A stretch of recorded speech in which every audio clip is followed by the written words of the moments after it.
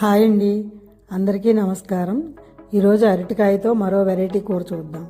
ముందుగా అరటికాయని ఇలా వీడియోలో చూపిస్తున్నట్టుగా పెద్ద పెద్ద ముక్కల కింద తరుక్కొని నీళ్ళల్లో వేసి మెత్తగా అయ్యేంత వరకు ఉడికించుకుని దానిని చల్లారబెట్టుకోవాలి.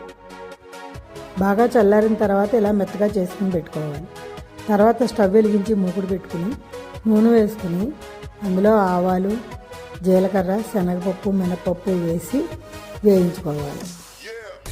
ఇది కొంచెం వేగిన తర్వాత సన్నగా తరిగిన అల్లం ముక్కలు, పచ్చిమిరపకాయ ముక్కలు, కరివేపాకు వేసి వేయించుకోవాలి. తర్వాత ఇందులోనే ఇంగువ, పసుపు కూడా వేసి ముందుగా ఉడికించి పెట్టుకున్న అరటికాయ ముద్దను వేసి కలుపుకోవాలి. తర్వాత కొంచెం చింతపండు పులుపు వేసుకుని దగ్గరగా మగ్గించుకోవాలి.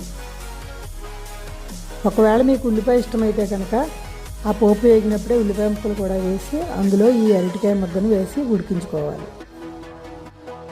చివరిగా వేయించి పెట్టుకున్న ఆవాలు, మెంతుల పొడిని ఒక స్పూన్ వేసుకుని స్టవ్ కట్టేసుకోవాలి.